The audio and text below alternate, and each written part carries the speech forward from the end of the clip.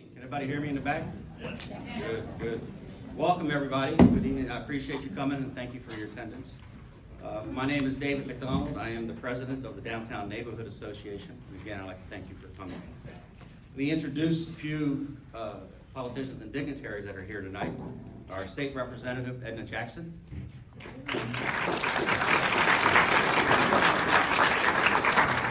Alderman Dietrich Leggett.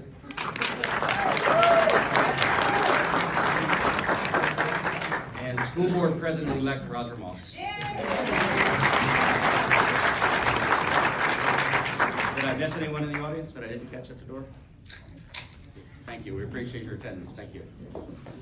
The DNA's mission is to enhance the quality of residential life in the historic landmark district, protect Savannah's unique downtown environment, and advocate public policies which support those objectives. And we think tonight fits in with some of that mission statement. So we're going to get right into our overview and discussion of what tonight's topic is. So over the past few months, we have heard from many members that they have been receiving poor service when they call 911 and when police officers respond to investigate their crimes. While checking into these issues, we received comments blaming other parts of the criminal justice system for this poor service. In order to clarify the problem and eliminate the finger pointing, we have invited each of the agencies involved in the criminal justice system to discuss these concerns. Unfortunately, the director of the 911 call center was unable to attend tonight's meeting. It's not her fault, it was mine. I learned of the problem with 911 just in the last 2 weeks and did not give her enough time to get permission to attend. She has said she'll attend another meeting, and we're tentatively scheduling that for November. She has agreed to meet, as I said. I did have a lengthy discussion with her and can provide some answers to some of her comments and about our concerns. Most criminal complaints begin with a 911 call. The chief of police in Arlington, Virginia, after 9/11 was quoted as saying, "From a theft of a radio to a terrorist bombing or a plane landing in the building, first public safety call is 911. They answer the call and get it out to the patrol vehicles. They dispatch the officer. And if arrest is made, the defendant is then processed and transferred over to the county sheriff. County jail managed by the sheriff. The sheriff houses the prisoners and transfers them to the court for prosecution by the district attorney. The sheriff does not handle or investigate street-level crime. He is responsible for the jail and security at the courthouse. The district attorney's office prosecutes those criminal cases. So as you can see, while each of these agencies may be independent, they are very much interconnected and dependent on each other in order to perform their roles successfully. Before I introduce our presenters, let me provide some background on my discussion with the 911 director. Currently, they are understaffed. I think we'll hear that tonight several times. But they are attempting to hire additional personnel and they have the resources to do so. They are changing their training process to streamline it. Currently, they train all of their new employees as call takers and dispatchers, which can take anywhere from 10 to 14 months. Instead, they're going to separate the job performances to make them call takers and then dispatchers later, which many agencies do. They're also upgrading their computer-aided dispatch service, which is the actual software that the call taker inputs the information that you give them, and then they forward it onto the car on patrol or to the dispatcher to use over the radio. Calls received in the 911 center are processed by an automatic call distributor that sends it to the next available call taker. And that's important. The call distributor holds your call. Once it hits the call center, it holds onto that call until a call taker is available. So if you hang up and call back, you're now in queue behind your original hang up call. So the thing she doesn't want you to do is to hang up on a call and then call back, because then you're in line behind your hang up. They process hang up calls as an emergency and they will call you back. Many times if you have a medical condition, you may in fact pass out, can't talk to the call taker. So they will try to call you back, If no response, they may send a police officer to investigate the trouble. So don't hang up. It's the call center, the call distributor that the county uses, and again, the 911 center is processed by the county, not the city. So the chief has very little say or control over that, and he has more than that. He'll address that when he speaks. So they have chosen not to put on an answering service or answering machine on that, to say, you have reached the 911 center, your call is important, please hang on. Many cities do that. It's problematic in those cities. I managed the 911 center in DC. We had that. I got more complaints about it. It's rude. When you're 911, you want the call answered. So you don't win either way. They chose here to let the phone ring until someone answers it. Again, don't hang up. So again, we're planning to have her attend our November 15th meeting, where she'll be able to talk, Ms. Diane Pinckney's the director, will be able to talk to us about 911 and what their objectives are. And the 911 center does not dispatch to the sheriff's office. They do dispatch police, fire, and emergency medical services. So let me introduce our presenters tonight, and we will ask them after that to provide some opening comments and an overview of their agency. I've asked them to limit it to 5 to 10 minutes so we can actually get to the questions. I apologize for the heat. The AC doesn't seem to be working. I turned it down to 66 hours ago and it hadn't dropped a degree yet. So I apologize for that. So that's why the lights are out. So again, I want to thank the panelists, each of them, for attending tonight. I've been told by many this is the first time that all 3 of you have been in the same meeting or discussion with community groups. So first we'll start, 911 is the first part of the call, then it goes to police, then the sheriff and the prosecutor. So I'll go in that sequential order as well. First is Interim Chief of Police Lenny Gunther. Chief Gunther joined the Savannah Police Department over 21 years ago and having moved up the ranks. And Sheriff John Wilcher is a veteran law enforcement officer with 46 years of service with the Chatham County Sheriff's Office. Sheriff Wilcher started his career in 1974 at the old Chatham County Jail on Habersham Street, right around the corner from where I live, now a SCAD building. In 2014, he retired at the rank of colonel, and in April 2016, he won the Chatham County Sheriff's Special Election to replace the late Sheriff Al St. Lawrence. He won a full term in 2016 and was re-elected unopposed in 2020.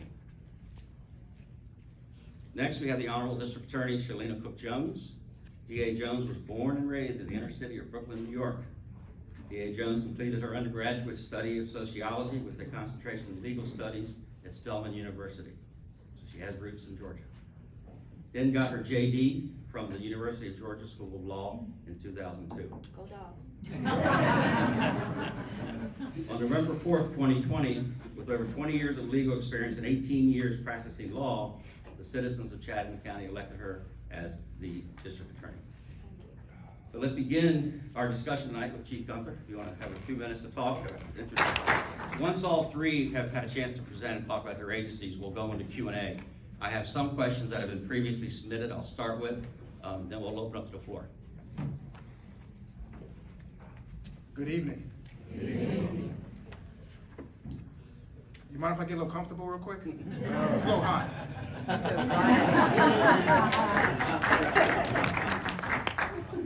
Sorry, media.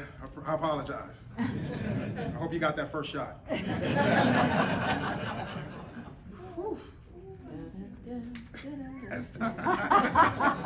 I'll leave it at 1 button. Oh, man. Thank you for inviting me tonight. I appreciate it, Dave. I am honored to be here with such a passionate... Can everyone hear me? Okay, thank you. Thank you for inviting me tonight. I am honored to be here with such an esteemed group and such a passionate neighborhood association. I am up here on this panel with our district attorney and our sheriff. I'm a little jealous because they had bios and I didn't. So I'm gonna get the Downtown Neighborhood Association group email and mail you my bio. It's not on his website. It's not on, yeah, I'm gonna have to address that too. I'm gonna have to deal with my PIO. But you know, so I'm gonna run through a couple of initiatives that we're doing in SPD to try to give you an overview of our department. Some of the top issues that we are dealing with at the Savannah Police Department are indicative of what's going on in law enforcement across our nation. The last several years have been very difficult and challenging for law enforcement, and Savannah PD has not been immune. Some of the issues that we're dealing with are violent crime, of course, and juvenile crime, recruitment and retention, homelessness, which coincides with mental health issues and substance abuse issues, and officer wellness. That's a big thing that we're dealing with in our profession these days, the last couple of years. Many conversations that I have with my command staff almost every week revolves around violent crime. And you know, the why, the what's, the who's, and part of that conversation revolves around really the why. Why are bullets flying in our neighborhoods, in our community? And of course, the common answers, groups and gangs and retaliations and beefs. But then I think we need to dig a little deeper. And when we have these discussions, it's not popular. You know, we talk about the feeling of hopelessness, the lack of de-escalation skills, the lack of conflict resolution skills, poor decision-making, and of course, the availability of guns in our community. And that's a hard conversation to have because you're talking about root issues of violent crime and how do we as a community, how do we as law enforcement address that collectively? I do want to touch on stolen guns really quick and guns in our community. That has nothing to do with any law or anything like that. I just want to talk about guns in our community. Quick stat for everyone in the room. Guns stolen from Interim autos. And this is when someone goes in a vehicle, either smashing a window or doors are unlocked. I just want to give you some perspective. So from January 1st of this year to September 10th, we've had 201 guns taken out of vehicles. But I think we need to dig a little deeper. For locked vehicles, out of the 201 locked vehicles, these are locked vehicles, only 14 were taken. That's still a lot because those 14 guns are in our community. Unlocked vehicles, 187 guns. That's 187 guns taken out of unlocked vehicles that are, and I can assure you, they're not being put up in someone's cabinet or some, you know, a collector. These guns are in our community, and I can assure you, being used for illegal means. I just want to take this opportunity to say that SPD, Savannah Police Department, we continue to push out our educational and awareness campaign on responsible gun ownership and, you know, making sure, you know, lock your guns up. If you want to, you know, if you're going to keep a gun in a car, you know, make sure it's locked up somehow. But this is an opportunity for me to really ask you, lock your cars, please. Lock them up. Spread it to your neighbors. We're about to go into holiday season, and you know, they're out there looking inside cars and gifts and things like that. Please lock your cars, and if you have things in your car, just don't have them in plain view. I just want to give you some perspective on that. I don't want to get in crime stats too much and bore you tonight with crime stats. You know, but some of the crimes that are plaguing us in our city, we're up in street robberies or non-fatal shootings are somewhat, but what's really driving our numbers right now is auto thefts. There are a lot of cars being stolen in our community via, you know, trends, and you know, it's a new trend in stealing keys and how to do that with juveniles and key fobs being left in cars, and of course entering autos. But I think that as a community, we know that, you know, property crimes is a problem. I'm sorry, I'm probably going over my, probably close to my 10 minutes. I can feel Dave looking at me, you know, behind me. But, you know, we know that violent crime is prevalent, and that's, we hear about it in the media on a daily basis, and it affects us, has a heavy impact, a significant impact on us in our community. So the biggest question is, what is Savannah Police Department doing about violent crimes? One, I think the first step is acknowledging that we have violent crime in our community, acknowledging that, you know, there are shootings. But that then goes into, well, what is the strategy? You know, and I've been asked, Chief, you know, how are you going to have an impact on violent crime and shootings and non-fatal shootings and homicides, and you have all these vacancies? It's not an easy answer, because when you have a lot of vacancies, which we do right now, we have over 100 vacancies in the Savannah Police Department right now.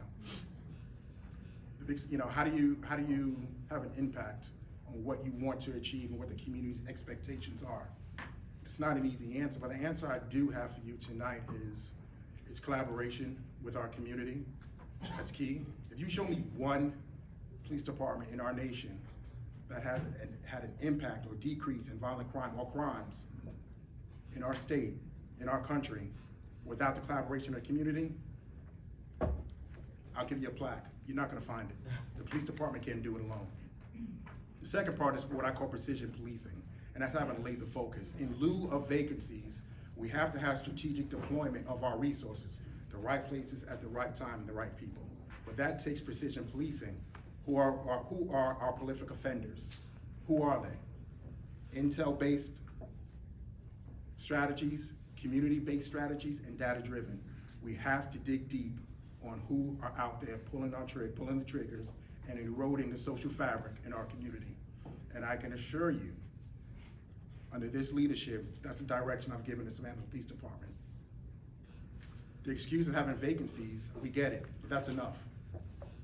We've got to deploy strategically. We have to make an impact in our community.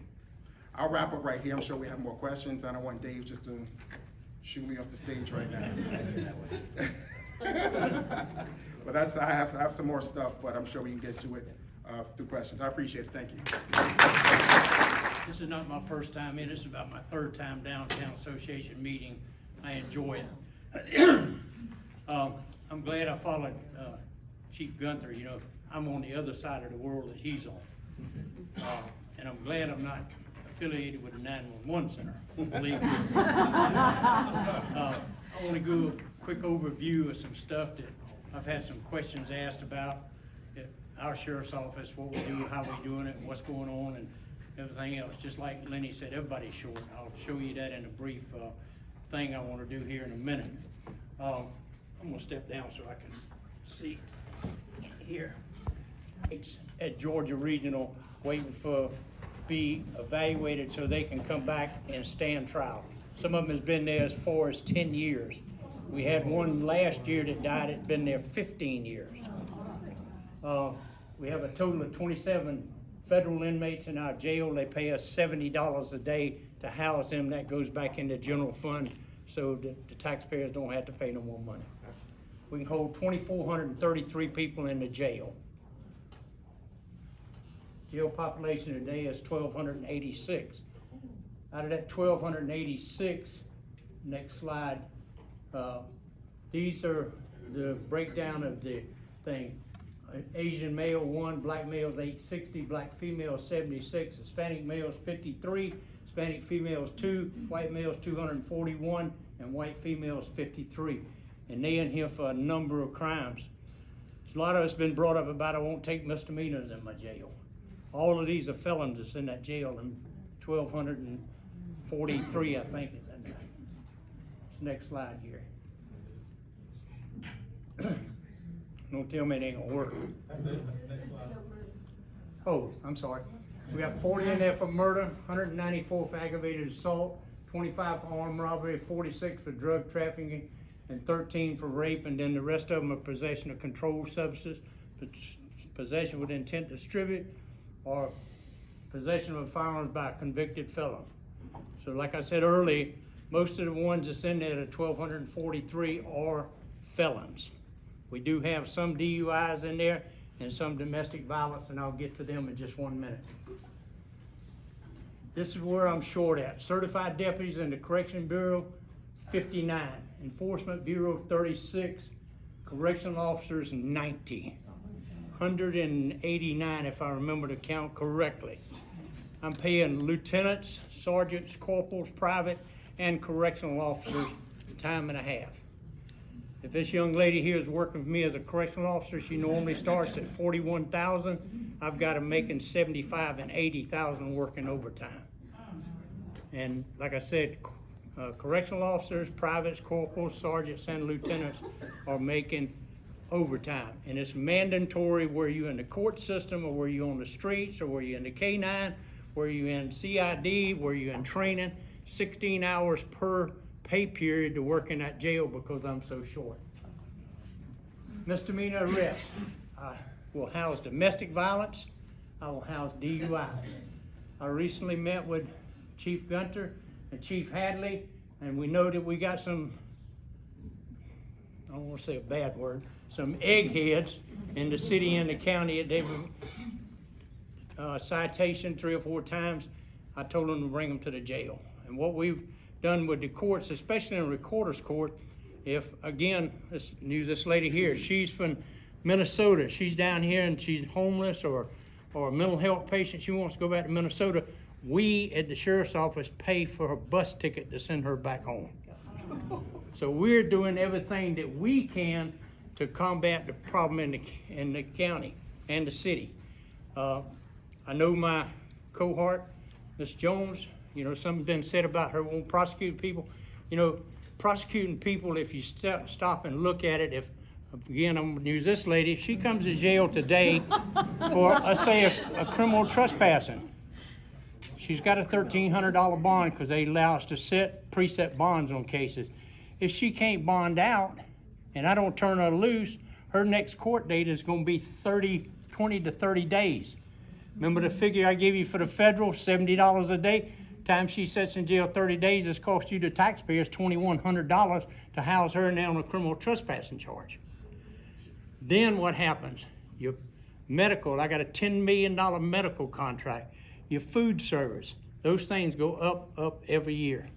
This is one of the reasons that I don't keep anything in there except DUIs and domestic violence on the misdemeanor side. And I know the DA prosecutes them when they come in there because we work very diligently with recorder's court because most of the cases that Lenny and them do goes through recorder's court. If we can get them out of this county, we're gonna get them out of this county, believe me, because it don't cost you, the taxpayers, a dime. All the money that's spent in that jail on inmates, we got 16 different programs in there. The inmates pay for those programs. I have over $3 million in the inmate welfare fund for the inmates. It can't be spent on nothing except the inmates. So we do all these programs, conflict resolution, DUI court, veterans court, mental health court, conflict resolution, culinary, what do you old ladies call a hairdresser? Hairstylist. Huh? Hairstylist. Yeah, we even got one of them in there for the women to do it. I have 2 female preachers. I have 2 female preachers and 2 male preachers in there all the time. So, you know, my side of the thing comes when, where's Lenny? Lenny right there. When they arrest them, or Chief Hadley arrests them, or Pooler or Bloomingdale arrests them, to take them into jail, try to bond them out, try to get them to court, and not hold them in there so the money goes up. My budget's about $68 million a year. And about $64 million of that is salaries. I have my staffing is 630. As I told you, I'm 189 short. I work 7 days a week, 12 hours a day. I answer both of my phones, 2 o'clock in the morning. My chief deputy, he does the same thing. All my staff does. So again, we want you to understand that we're here trying to do things. I know a lot of people say, well, you ought to put them in jail. Well, you want to put them in jail, next year your taxes go up. You know, they just keep climbing, you know. When I came back in 2016, got 11 elected, my contract with medical was $8 million. Today it's just under $10 million. And I just got one out of the hospital that was in there 5 weeks, Gary. 5 weeks, his bill was $190,000. The medical people pay for it, but next year, guess what? That money's going up again. So again, my thing is we're trying to do everything that we can to make things happen to where we don't keep people in jail except the people that really deserves to be in jail.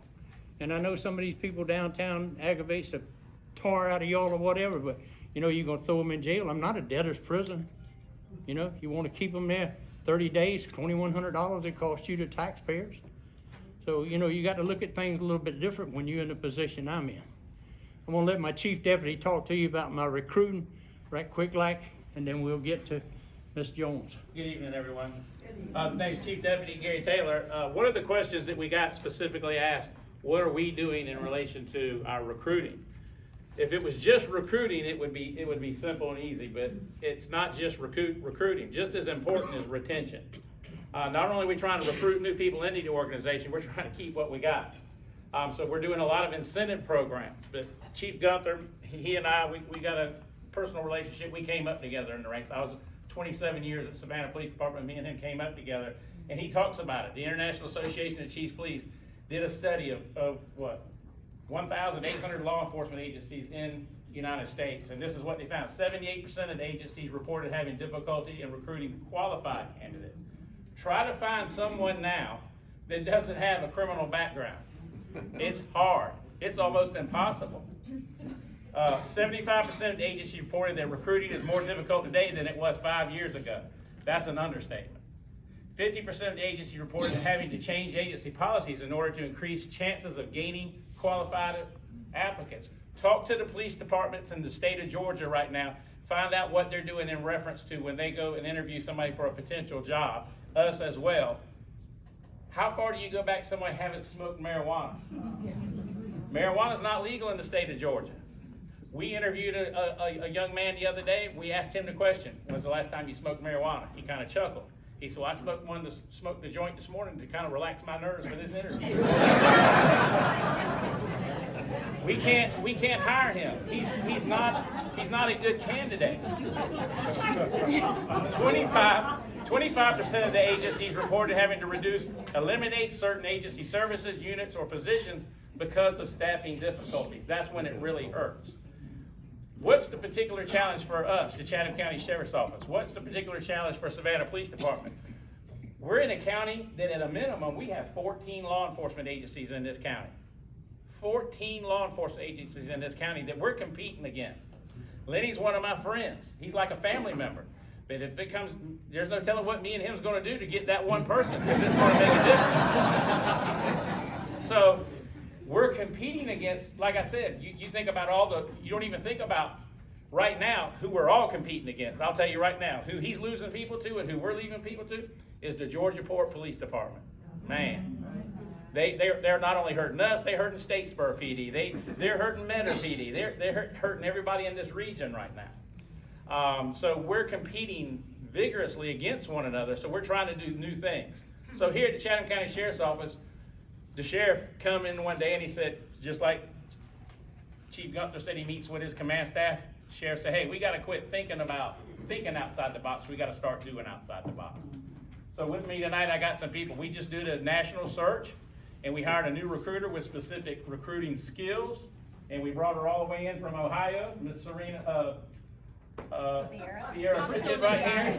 And, we brought her in from Ohio. We're going through the process to hire another one. We're doing national search to hire people from the private sector that have specific recruiting skills that will help us get the people in. And then here's the last thing here, and I'll leave this with you right here. The IACP survey on recruitment demonstrates that the difficulty in recruiting law enforcement officers and employees is not due to one particular cause.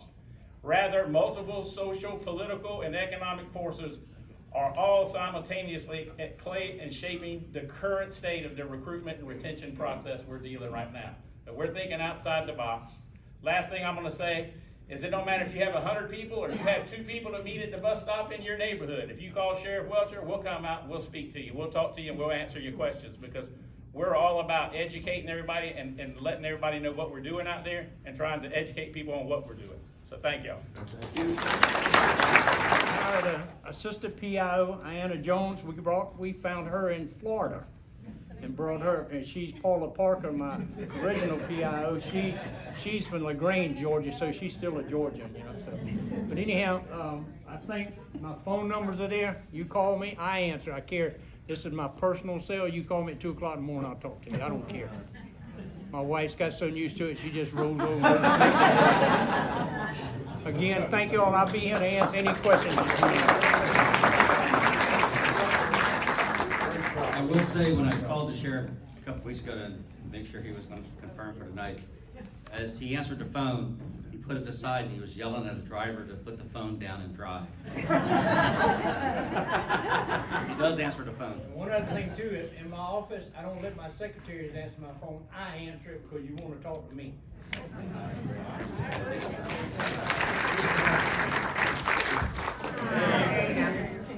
Good evening, everyone. That's a tough act to follow. The sheriff always is a tough act to follow with his pretty slideshow. Thanks, Sheriff. As was said, my name is Shalena Cook-Jones, and I am your Chatham County District Attorney. I want to start by thanking you, first of all, for assembling this meeting to give your elected officials an opportunity to ask the questions that you have. That's why we're here. Like Sheriff said, we're here to answer your questions. Now, don't call me at 2 o'clock in the morning. DA's office hours from 8 a.m. to 5 p.m. I'm joking. But we're definitely here for you. But listen, I'm so encouraged to see all of you here. And it reminds me of the fact that our office just launched a neighborhood association meetings program. And we have assigned assistant district attorneys to every neighborhood association in Chatham County for just this purpose, to find out what your concerns are, how we can serve you better, and what you see going on in your community. Tonight, I'm joined by my chief assistant, Michael Edwards. Would you stand, please? Michael is or was a member of the Downtown Neighborhood Association meeting, and this is your home assignment, so you're actually assigned to cover this association meeting. So if y'all don't see Michael and he's not on post, call me. That's it. I'm also accompanied tonight by my office manager, Ms. Hodge Wilder. Would you go ahead and... These are the people that help me do the huge work of this office. And as was said by David, I am a sociologist by study. And I think that that's important because as a district attorney, my approach is that stronger communities end up being safer communities. What do I mean by that? People who come out to neighborhood association meetings like this one to ask questions and also hold elected officials like myself accountable. The social studies show that those kinds of neighborhoods tend to be stronger, and that's what we want for you. It's dawned on me as I've served as district attorney since January of 2021 that in the end we all want the same thing. We all desire safer communities, stronger communities, neighborhoods where we can play with our children and invite our family over and not have it end in a catastrophe. We all want the same thing. So the question becomes then, how do we accomplish that? Well, in our administration, we are working to build a criminal justice system that operates efficiently. What does that mean? For years and years, way before COVID, people would say the wheels of justice turn slowly. And what we know is that cases have lagged in our criminal justice system for months and years at a time. Why is that an issue? It's an issue because with every passing day, the evidence doesn't get stronger. With every passing day, we have a victim, usually a victim of a violent crime that's waiting for their day in court. But it also means that we have an accused that needs to have their day in court to make sure that justice is done. If our criminal justice system has inefficiencies, it's our job as prosecutors to address those, to tweak our system, and make sure that it runs efficiently. What's the other thing we envision? We envision a criminal justice system that operates equitably. That's just a fancy word for fair, as you know, but I needed an E, so don't let me. Equitably. We need a criminal justice system that operates fairly. That is what justice means. Justice for the victim, justice for the defendant, justice for the community is a delicate balance that we strike as we prosecute cases. And lastly, we imagine a criminal justice system that is effective. What does that mean? Effective just means that the criminal justice system does what it says it's going to do. That if it does, and if that's true, that means that our incidence of crime should be going down, that our recidivism should be going down, that repeat offenses should be going down. But what we've seen historically, not just here in Chatham County, but nationwide, our numbers for re-incidence of crime is going up and up and up. But what does that mean? We all know that if a penalty does what it says it's going to do, that means that a person has been held accountable for their crime, they've been punished, and the goal is that they would learn from it and not do it again. Unfortunately, in Chatham County, Unfortunately, in this lovely place that we call home, the hostess city, we have the worst statistics for recidivism. Our county is #1, not in Georgia, but in the nation for recidivism.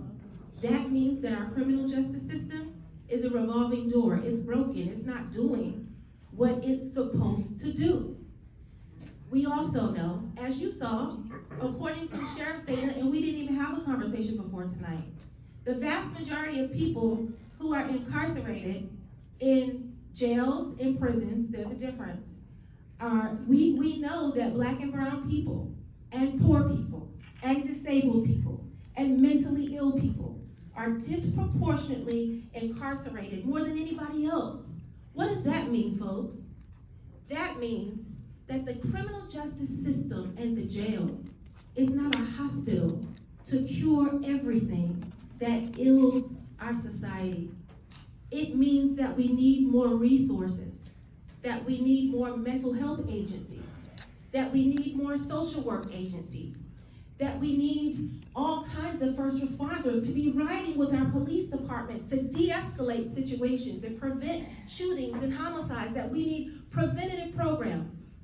Now, traditional prosecutors will tell you, we gotta be tough on crime, lock them up, throw away the key. I'll tell you this, ladies and gentlemen, we don't have to be tougher on crime, we have to be smarter on crime. And the reason that I say that is because if locking everybody up and throwing away the key was working, we wouldn't be having this conversation tonight. It means that we have to draw upon and create and be innovative to come up with smarter ways to prosecute. And that's what our office is all about. And that's what is supported by the social science. Everybody here has been talking about the fact that they're short on staff. That's true. But smarter prosecution, the way my administration prosecutes, means that no, we can't point to COVID as an excuse, and we can't blame our fellow partners in the criminal justice system. It means that we have to lean forward and reimagine prosecution, and it's a good time for it. So what have we done to meet the staffing deficits? Your district attorney's office has 148 employees. Of those, 48 positions are for ADAs. Right now, we're down about 7 assistant district attorney positions, and we have 3 departures that are coming up at the end of this month. We have created virtual ADA positions so that our trial teams can spend more time in court, fiercely prosecuting the serious violent felonies, right, that the sheriff has told you about. It also means that we have to create some efficiencies. That means that we have to find creative solutions like diversion programs to smartly allocate our resources to treat the less serious offenses, not to disregard them, not to refuse to prosecute them, but to treat the root cause so that those people don't come back, and so that we can devote our limited staff to the cases that pose the greatest risk to our community. So I'm looking forward to answering your questions on tonight. Thank you for having us, and let's get to it. Thank you.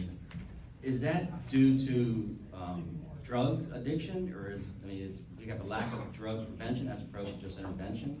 And what is the root cause that you see for this recidivism rate to be so high? Very good question, glad you asked it. Before I give an answer to that, let me say this. Since I took office, one of the things that I found was that prosecution, there is a dearth of data culture. There is no data culture before, and this is nationally. What that means is that prosecutorial offices are saying that they have a 97% conviction rate, but we all know that the vast majority of that is pleas, right? We need to get smarter about what is happening in our justice system so that we can understand why people recidivate and repeat. Here's the theory that I've been able to establish just in the limited research that we've done with our judicial stakeholders and partners. We have found that historically our criminal justice system, there's a stigma that attaches to you. Whatever you run into, sorry Gunther, a law enforcement officer. Whenever there's an incident and that arrest is put on your criminal history, that very thing, not even the conviction, that incident closes doors. Why? Because in a job market an employer, any employer, how many people in here are business owners or self-employed or anything of that nature? Raise your hand, nice and high. That's a good number of you. In a market like this one, it just makes plain sense, particularly if you're a small business owner with employees of 250 or fewer. If you have applications and you're comparing someone who has a criminal history versus someone who doesn't, chances are you're gonna go with the person who has no history every time. And so people re-offend because what happens is that by the time you get out of the criminal justice system and you pay your proverbial debt to society, the markers and the stigma from being in the criminal justice system make you unemployable. You often can't get federal Pell Grants or other forms of assistance to go to college. You can't advance your education. You can't get social benefits. You can't get Medicaid. You can't sign up for many benefits. You can't sign up for public housing. But all of these things that I just listed for you are pathways to upward mobility in our society. And so what happens is we will see more recidivism, because what we all know, whether you're an economics major or not, is that crime is about opportunity. Very seldom do people wake up and say, you know what, I'm gonna commit a crime today. I think I wanna go to jail. That doesn't happen. Most often, crime is about opportunity. So when our cars and our businesses get broken into and are vandalized, if we have robberies downtown in the tourism, in the historic district, we have to realize that a lot of that is about the fact that the criminal justice system closes more doors than it opens. Thank you. I had a situation prior to COVID where there was an assault downtown. I wasn't the assailant. It had something to do in my neighborhood. I thought the case had been kind of forgotten about, but I received a call from your staff probably about 3 weeks ago, asking questions about what we needed to do, and I just wanted to commend you and your staff as far as the efficiency of that call, the fairness of that call, and the effectiveness of that call. Because what we did is what you just displayed, and that's why I want to give an example of. We handled some things on a phone call that I thought was in the best interest of what transpired. A youth person that had a lot to drink, that just made a mistake, that I didn't want that to ruin his life. And we handled that in a really quick manner that didn't burden the court system or anything else. And I really liked the quality of that call and the person that continued to follow with me to get that resolved. So I commend you for that, and I thank you for that, because it is a reinforcement of everything you just said. So Thank you for saying that. I thank all of you for your hard work.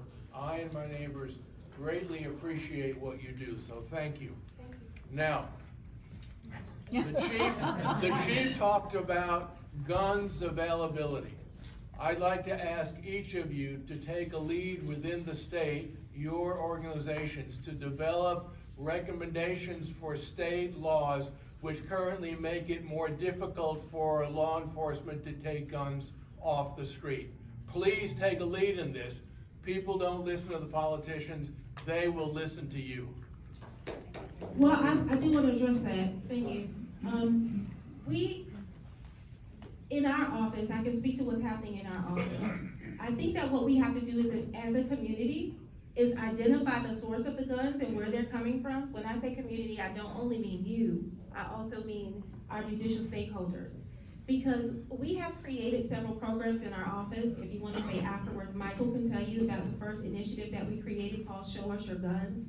That is a program for low risk offenders who possess firearms, but not people who use them, but people who are young people who are in possession of them. When we are talking about gun possession, we have that conflates gun possession, gun charges, and youthful offenders, right? We gotta get to our young people and find out where they're getting these guns from, because it's easier for a minor to get a gun than it is for them to buy a pack of cigarettes from the grocery store, and that should not be. So in our office, we created, Michael created, Show Us Your Guns. It's a wonderful program.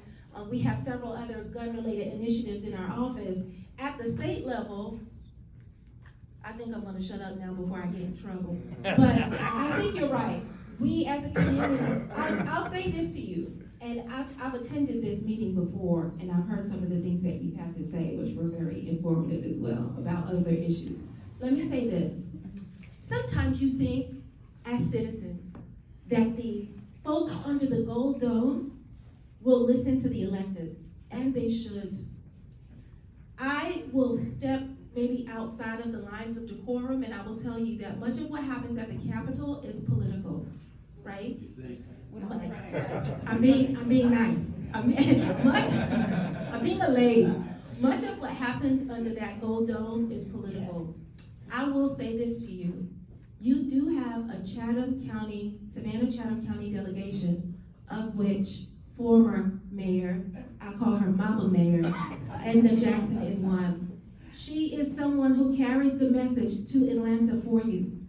What's more effective than that are petitions and letters from citizens and taxpayers like you, making demands of your elected officials and representatives for them to do what's in the best interest of your community, not in the political best interest of others, but they will listen to you. So there are two ways to speak: through your vote and through constant communication with the power brokers and your electeds.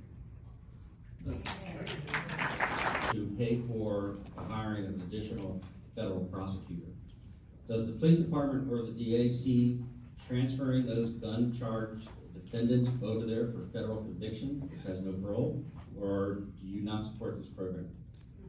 Is that a question for me, David? I'll let you or Chief Gunther decide who wants to answer. If he makes the arrest, you determine where the prosecutor, I assume, which court you want to send them to. If not, then. I know it's a new program he just started, it was in the paper, and I talked to the city manager about it. I'll take the question. I think there needs to be clarity around this.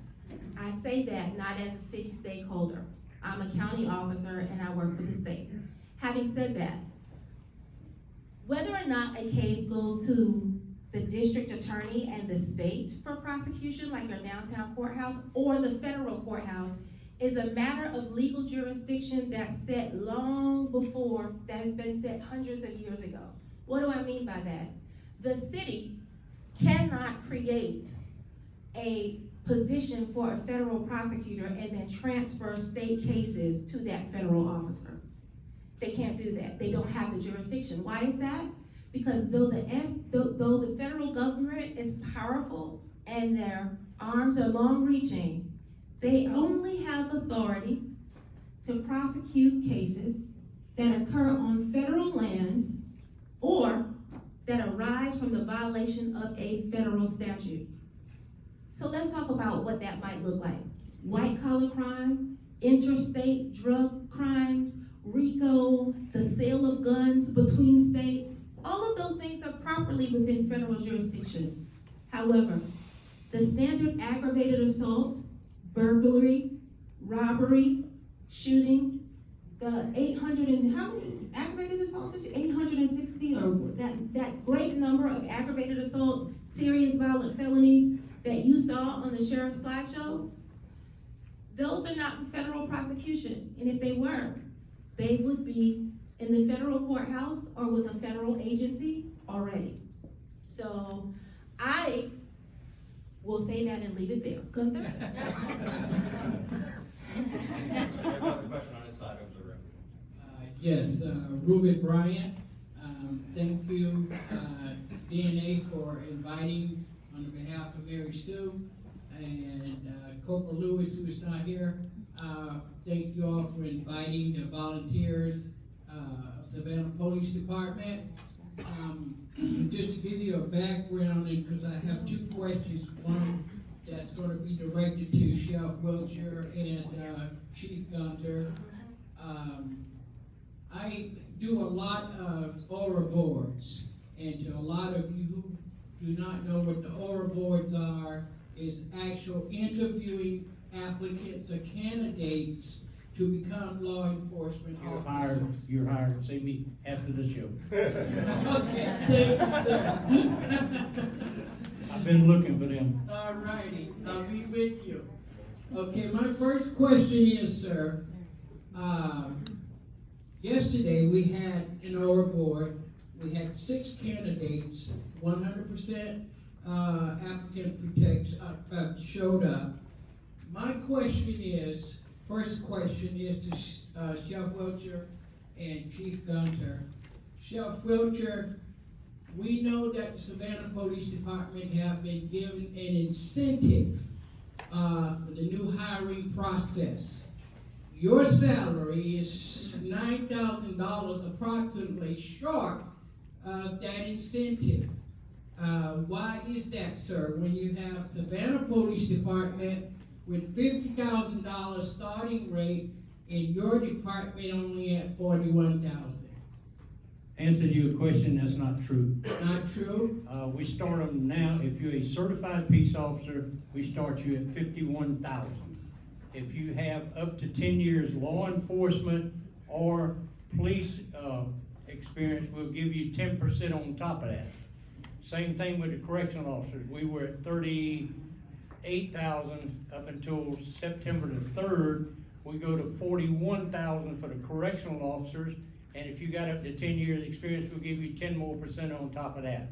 So that's not a true statement. I'm not saying you tell a lie, but it's not a true statement. I understand, but your base salary point, your recruiting point is only $40-some thousand versus Savannah Police Department at $50,000.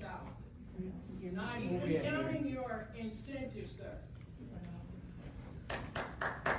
So, it just started September 3rd. The city and the county both have been back and forth negotiating. Like I told you earlier, we're all competing, 14 of us competing against one another. So it's like every other month somebody's jumping up. And who we're really competing against, the city of Savannah and us both are trying to get up there we can compete with Georgia Ports, because what they're offering is really out there.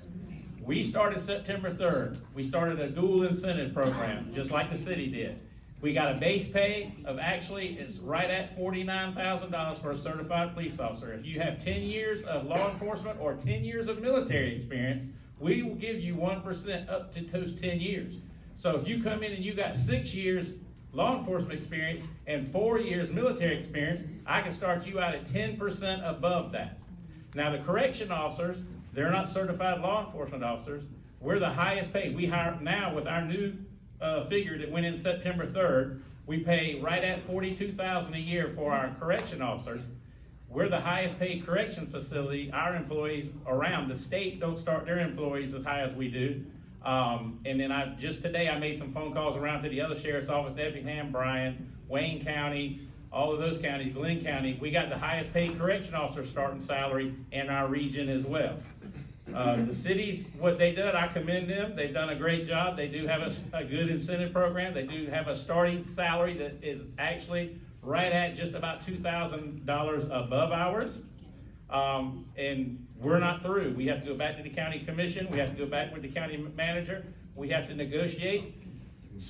Chief Gunther, when he tells you, I'm sure he's going to tell you they're going to be going back to the city council and continuing this negotiation, because we're competing with 14 other agencies in the county, and it's a constant. It's like negotiating a contract between us, an elite athlete. That's what we're doing right now. Another question here in the middle. Thank you. Sure. I live downtown and I walk frequently. And I obviously, when I go through these squares, Reynolds Square, it smells. They use the outside restroom and it's filled with the homeless. Johnson Square now, it's become a lot of drug addiction. I've seen white powder bags, I've seen needles, and it's not getting better. In the last 2 years, the camp is getting bigger, and I did think our squares were intended for the homeless to have camps. And I've talked to people who work downtown, and they're scared. They're very scared. And so I'm asking all of you, what can we do to restore these squares so people and our visitors, because they're becoming scared. And once we start losing visitors, the income goes down. We need to, I want to know what your solution is, because it's not working.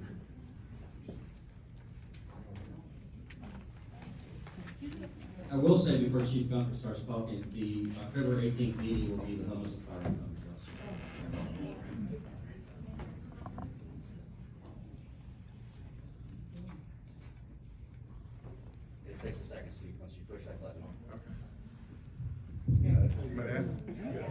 So I had to get up. The chair's entirely too small. I know everybody saw me like squeezing out the chair. So let's talk about homelessness in our city. We know that it's a prevalent issue. And well, before I get into that, please forgive me, I didn't introduce my staff when I first began to speak. Over here is Major Ben Heron. That's Major Ben Heron. He is our Major Overfield Operations. You should be familiar with him. He used to command the Northwest Precinct. Over here to my left is Captain Shalena, who is the current commander for Northwest Precinct. And right beside her is Joshua Flynn, the Neighborhood Resource Officer.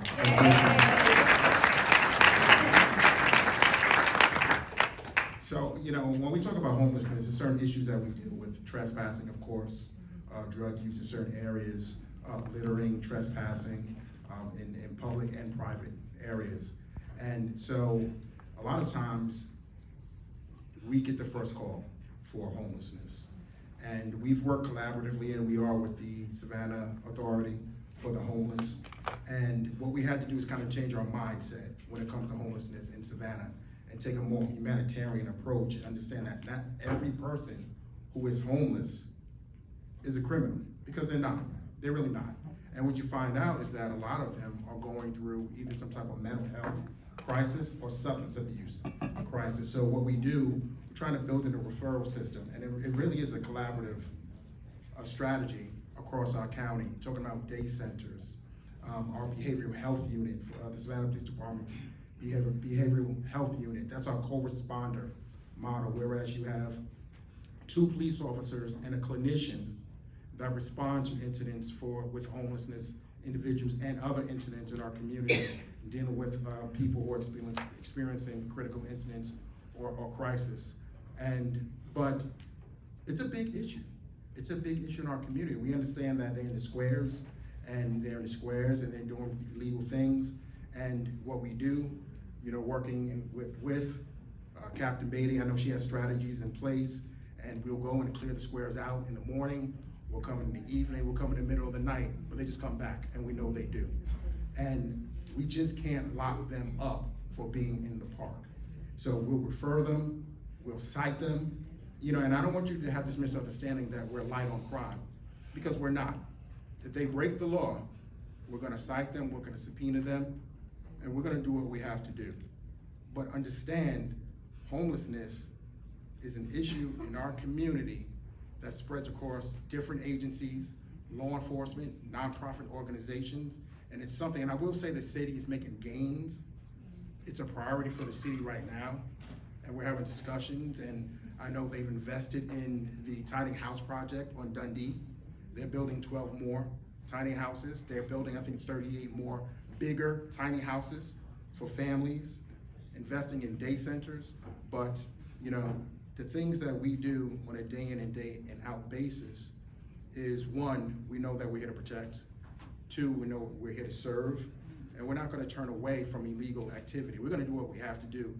But 4thly, we do have to understand that homelessness is just not considered a criminal activity just to be ruthless or homeless. I'll turn it over to DA. What's your name, sir? I hope you don't mind my seat. I'm being informal because I feel like I am the DA, I serve as a DA, but right now I'm a neighbor. Steve, you raised a good question, and you have identified a problem that our office has been working on at least since I've been here. Let me tell you, Steve, I work downtown. I also live downtown.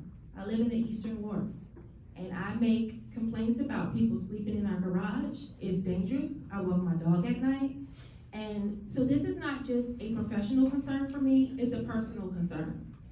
Let me tell you what you're seeing. Our office, our community has to find a way to not displace, but remove or commute homeless people from downtown to a place that will provide them services so that they don't have to come back downtown, right? at the end of this year, shameless plug, sorry, gonna say it, the district attorney's office is having a fundraiser to support a nonprofit agency called The Dive, Savannah. The Dive started during COVID, serving as a soup kitchen, going under the bridge and serving homeless communities. They are eyeing a property in a main corridor that's not downtown in the squares, but a place where they will be able to feed, educate, and provide a place for these people to stay, if only for the daytime, so that they can, and then they'll make referrals to long-term agencies like transitional shelters and homeless places, away from downtown where we work and live. That makes sense. Steve, as your prosecutor, let me tell you what happens when homeless people get arrested, right? If they have committed a crime like criminal trespass, I'll tell you that on the totem pole, I'm telling you because we're citizens and neighbors, criminal trespass is a misdemeanor that is among the lowest misdemeanors on the totem pole. What does that mean?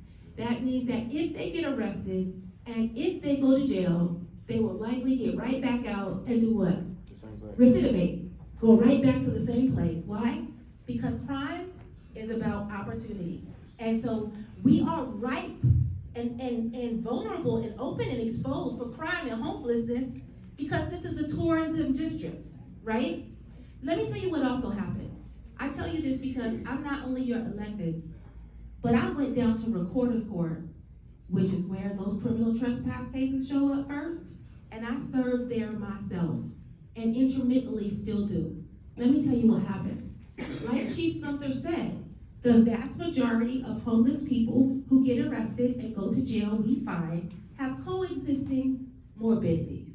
Not really morbidities, but I can't find a better word. What does that mean? That means that they're mentally ill. As soon as a mentally ill person hits the criminal justice system, if they can appreciate that there's a criminal process or procedure going on, that means that somebody, the state or the public defender's office or somebody has to request a forensic. That means that that's more weeks in jail, and then some mental health provider comes in and says they're schizophrenic. What does that mean? Then we have to have a competency hearing, and we have to see whether or not that person can even stand trial on a criminal trespass. Let me ask you a question, Steve. You carry cash in your wallet? No. Okay, you're a smart man. I was gonna say, if you pass through Johnson Square and you see somebody sleeping there, would you walk up to them and say, hey, you want to stay a night at the Hampton Inn downtown for $110 a night? Let me give you $110. That's what you're doing when homeless people get arrested and end up in the Chatham County Jail. And that $110, if you wouldn't pay for them to stay on Bay Street for $110, because that's what you're paying, you don't realize it. You think you got your squares cleaned up for a day or two, but it multiplies every day that they stay in jail. So those cases usually end up getting dead docketed because we can't find them and prosecute them, or they end up staying in jail too long. And you are still paying all that money, and you still got to see homelessness in the square. So this is what we need to do, folks, okay? It is far less expensive to invest in programming and in building programs that can serve homeless people away from the tourism district than it is to arrest them and have them go through the revolving door of the jail.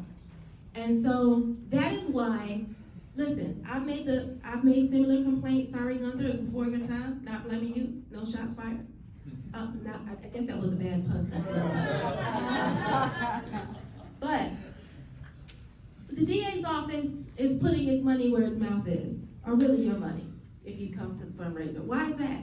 Because we believe that by building stronger communities and day centers for these people to stay and get resources, that, ladies and gentlemen, is how we eliminate homelessness, and I will tell you it is far cheaper than incarceration. I know the city has an RFP out to do it, to develop a day center, so. The DNA also supports the dive. The food that was served out here tonight was catered by them. And, many of our meetings are in as well. You want to comment, Sheriff? Yeah, just let me chime in a little bit what they, when I took office in 2016, I made a statement. I'm not a homeless shelter, and I'm not a mental health hospital. That's right.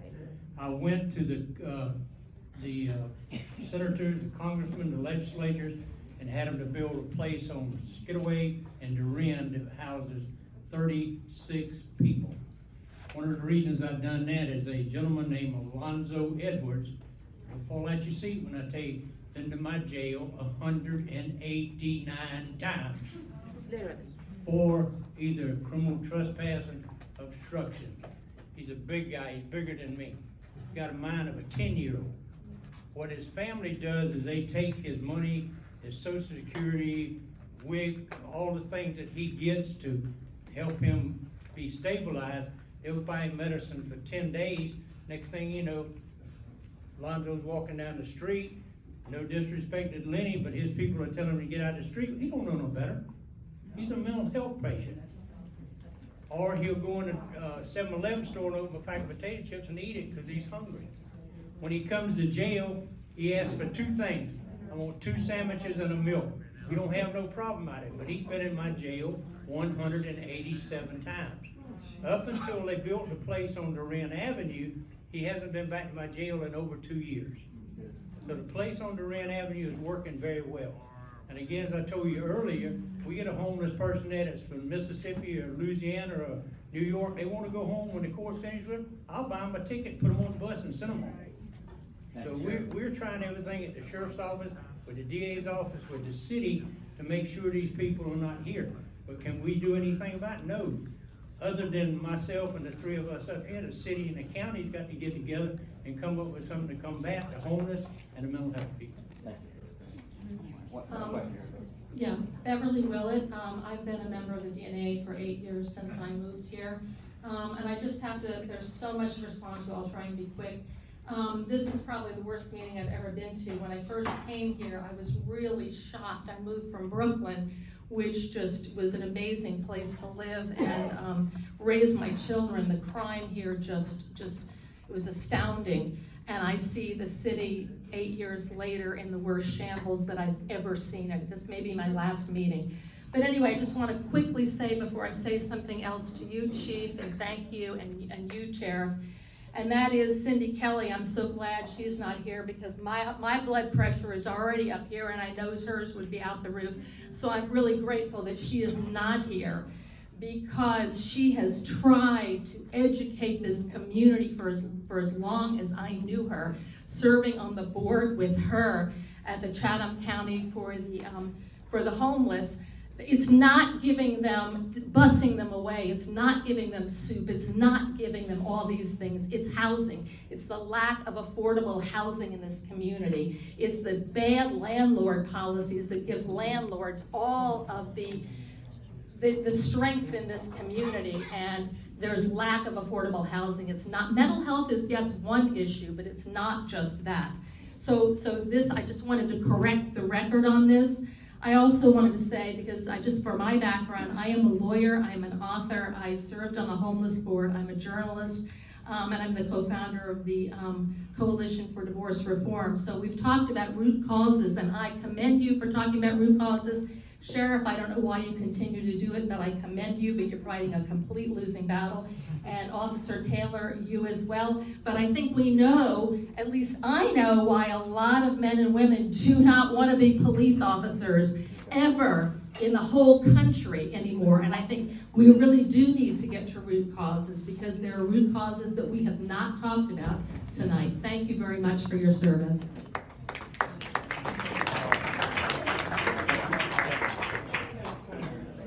Hi, that's a tough one to follow. Anyway, my name's Corey Hyler, and I'm a native Savannah. I live downtown, and I wanted to ask, Shalena, you've said a couple of times that crime is about opportunity, and I just want to know how one guy shooting another guy and just sort of run away. Where's the opportunity in that? Well, I think that's a very interesting conversation. And I think we have to look at it case by case, but if I had to throw something out, I'd say, I don't know, street cred from a young person who comes from a broken family, who has only seen generations and generations of crime and intergenerational poverty. They might think that shooting somebody else is a crime of opportunity. It gets them money, it gets them clout. We have to break that culture. Yet we have to absolutely break that culture. And I'll tell you this, Cory. Traditionally, prosecutors feel like my only job is to prosecute the cases that come across our desk. You know what? As a prosecutor, it's gonna make sure you're always employed. But unless and until you implement preventive and interventive strategies, we're not gonna see a stop in that. And the social studies show us that that's completely doable. So yeah, you shoot somebody, I'm putting you in jail. And part of the reason I feel like that is because I was a special victims prosecutor in this very office. I protected domestic violence victims as well as our elderly. I am very sensitive to people who are victims of violent crime, domestic violence, aggravated assault, interpersonal violence, all of that. I now want everybody to know, because there's a misconception. If you get charged with a crime of violence in Chatham County, and we meet our evidentiary burden, there is nobody that will put you in jail faster than me. Why? Because I have kids, I have a grandmother, I want and I deserve to live in Chatham County and not be a victim. So everybody else deserves that also. So to your question, we got a lot of work to do. They say it takes a village to raise a child, it takes a village to keep the village safe. Good evening, everybody. Wendy was talking about the Give Change Accounts initiative. It is a funnel for funds to take the money out of the hands of vagrants and individuals that will use money that's given to them by kind-hearted folks to do the wrong thing, buy alcohol, buy drugs, buy weapons, guns, things that cause issues in the community. And what that money does, it helps create day centers, provide new resources, housing, But how do the affordable tourists housing. know? The tourists need. Well, we to know. have signs, we have, there's some in Ellis Square, there's one at the Glass House. There are also some on River Street, at the visitor centers. You need more. We have several more, and we can put more out. Some of the businesses along Broughton have them in their windows. There's a QR code. We always tell folks, don't give money to the vagrants, especially if they're aggressive.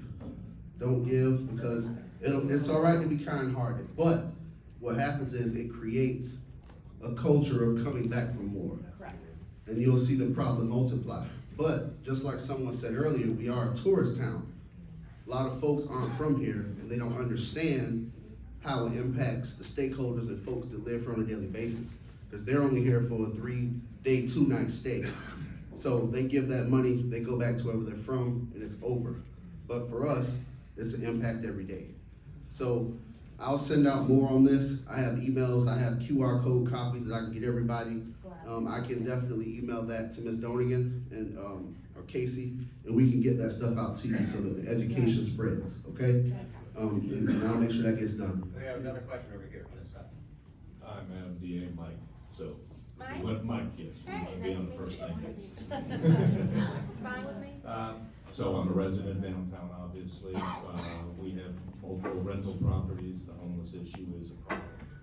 What was interesting was one of your first comments was reimagining prosecution. Yes, sir. That was followed by, to me, non-specific information. What exactly are you implying with the word reimagine, other than, we're gonna make things good and blah, blah, blah? We have the highest recidivism in the nation. Yeah. It's a horrible, horrible thing. We clearly have problems that throwing a bunch more carrots at a bunch of people and no sticks to follow them doesn't sound like reimagination to me. It sounds like spending a lot more money and not doing anything. Thank you. Yeah. Short answer, unless we get one more question and before we leave. Good question, Mike. Let's go to lunch and we can talk about it. I'll get to it. So reimagining prosecution just means doing what works and making sure that it's effective. So if homelessness is, So how do you know what works or doesn't, what's right, well, what's not? good question. I'm here to answer that. We started. Could you show a little courtesy back there? Oh. Thank you. Thank you. I appreciate that. You're welcome. Thank you. We have joined and gotten a lot of money in grant dollars to join with Motions for Justice, Justice Systems Partners, and the Justice Innovation Lab. Why is that important? These are social scientists who don't work in our office, but they've given us grant dollars and they've come to partner with us to collect data on the very kinds of issues that we're talking about: frequency, timing, prevention, and all of that. So if we're informed, it takes a while to cultivate that data, but we recognize that it needed to be done. That helps us dispatch resources. So what I told you about building day or supporting day centers and programming, that is an effective strategy because the social science says that it works. The social science from other regions and other jurisdictions shows that it works and that it's less expensive than prosecution and incarceration. So that spends $100,000 a year on homeless, and it's not working. I agree with you. I mean, I definitely agree. I think we agree that the system's not working. I don't think I have the time here to talk about it, but if you invite me back, I'd love to. But that's one of the effective strategies that we talked about. One last question, that's it. I'm a resident of the historic district for 46 years. My wife and I were on Broaden Street twice in the last 10 days for dinner, and we came away saying we would never, ever invite guests who are visiting with us downtown. It's embarrassing. I mean, it's embarrassing for us as residents, it's embarrassing for the city, and we have a multi-billion-dollar tourism industry, and it's gonna go down the drain unless these issues are dealt with. As a consequence of this, I talked to several prominent downtown merchants. They said, oh, well, there's nothing can be done. They've basically given up, which is crazy. And one of the guys said, well, you know where they're all coming from? They're all coming from, they're all coming from Greenville. When I first came to Savannah, many of the vagrants were coming from Jacksonville, from Charleston. They were bought bus tickets and they came here. When they came here, we bought bus tickets and sent them to Jacksonville. I'm not saying that's the answer, but we really need solutions here. We're in big trouble as a city. The Charleston back in the old days is what the chief of police. State Representative Jackson has to say one comment before we close up. This one is for you to demand some of the things that can get into our community. We have funds, when we talked about the gun issue, we tried to pass legislation that said that a person had to identify themselves, they had to do a background check and all of that. There were not enough of us voting to keep that process in place. And that is how it's passed, that I can go in and get a gun and you can go in, nobody is going to care anything about it. But one of the major issues that we have now is mental health. And we are, the governor and the Speaker of the House pushed through legislation because it is a serious issue across the whole state of Georgia. And I do think that our agencies need to push for more money to come into our municipalities, our county, and everything need to push for more monies to come into monies, is what I'm saying, because it's a lot of money, to come into our area to address homelessness. Because you have a lot of people that are on the street and they have mental issues. If you want to see something, come to Atlanta around 7 o'clock in the morning and look around the Capitol. They're all over the grounds, all over everywhere, and they're right at the door of a church because they can go in there, get breakfast, and take a shower, a bath, or wash up, and whatever they want to do. But I do think that, and Mr. President, if you can have the delegation just to come and tell them tell us what you want us to do, because we represent you. We don't have all of the answers. And I have far more questions about how things are done in the legislature. So please, if you can, Thank you. We'll do that. Thank you. before invite us to come out and to talk with I had a great meeting with the chief, and let me tell you, this man, he gets it. Because one thing that we talked about how important it was that our children are reading at grade level by third grade. Yes. And if they're not, what happens? The way we're going to solve a crime problem, it's an education problem as much as it is anything.